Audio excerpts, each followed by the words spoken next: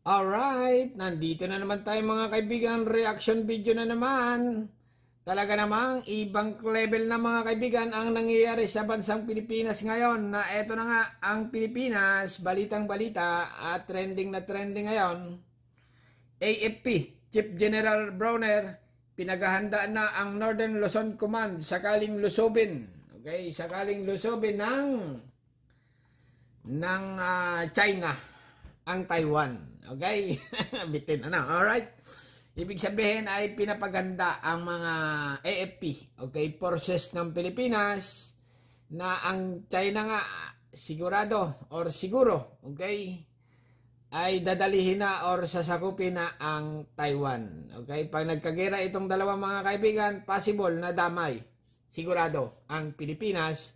Dahil nga ang Pilipinas ay loyal or best friend ng Amerika, okay? At ang Amerika nga ay may mga, okay? May mga something sa Pilipinas, alam na. Okay, ito na mga kaibigan, pinaghahandaan na ang militar. Pinaghahandaan ni Armed Forces of the Philippines Chief General. Mahina ang sound, ha? Okay, lalaksan natin. May na-sound nyo? GMA, malakas pang boses ko eh, oh. Pinaghahandaan ni Armed Forces of the Philippines Chief General Romeo Browner Jr. Ang Northern Luzon Command. Oh, yan, okay. Narinig ko, sabihin nyo, fake na naman ito. Ikaw, dumali ka na naman, puro ka fake. Ito ay real news ito, mga kaibigan, ha? Pinaghahanda ni General Browner ang Pilipinas sa Northern Luzon Command. Sakaling lusubin ng China ang Taiwan. Okay, okay. Pinaghahandaan ni Armed Forces of the Philippines Chief General Romeo Browner Jr. Ang Northern Luzon Command sa posibleng pagsakop ng China sa Taiwan. Taiwan, okay. Start planning for actions in case there is an invasion of Taiwan. Because if something happens to Taiwan, inevitably we will be involved. There are 250,000 OFWs working in Taiwan. Nako, ay totoo na yan, mga kaibigan. Kasi ako nanggaling ako sa Taiwan eh. Sobrang daming Pilipino dyan. Oo. Ang maganda lang dyan sa Taiwan, lahat dyan karamihan single. Okay? Pag may asawa ka, bawal ka magsabing may asawa ka doon. Dapat single. Okay? Yun ang kalakaran dyan eh. Alam niyo na, single, binata, dalaga. Okay? May asawa ka, pagdating ka ng Taiwan, single ka doon. Okay? Naalala ko lang yung aking nakaraan. Okay? Ito na mga kaibigan, ha? Continue lang, Chief General Browner. And we will have to rescue them. Because if something happens to Taiwan, inevitably, we will be involved. There are 250,000 OFWs. Dami talaga dyan. Naku. Makasalanan ano yan? In Taiwan. And we will lapit sa tukso pala. Have to rescue them.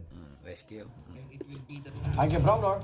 Trabaho ng NOLCOM na manguna sa panliligtas sa mga Pilipino sa Taiwan. Tama. Sinabi ito ni Browner sa gitna ng pagpapadala ng China ng kanilang militar, Navy at Air Force sa paligid ng Taiwan para sa military exercises. Ayon sa Taiwan Defense Ministry, wala pa silang namamataang live fire mula sa mga drill ng China, pero hindi raw bababa sa 71 military aircraft at 13 Navy ship ang kasali roon. Nagpadala na rin daw sila ng kanilang mga military aircraft sa lugar. Ayon naman sa Foreign Ministry ng China, ang military exercise nila ay babala sa mga sumusuporta sa independence ng Taiwan. Nako. Igan, mauna ka sa mga balita, mag-subscribe na sa GMA Integrated News sa YouTube para sa iba't ibang ulat sa ating bansa. Tapos na. Okay, yan lang mga kaibigan, napakaikling balita, pinahaba-haba ko lang. Okay, commercial muna, Masabing Love mula kay Overdrive Duo. Ayan mga kaibigan, ha? Ito. What is over now? Naalala ko ang aking kapanahunan nung bata pa ako. Pag pupunta ko na sayawan, ito ang paborito ko.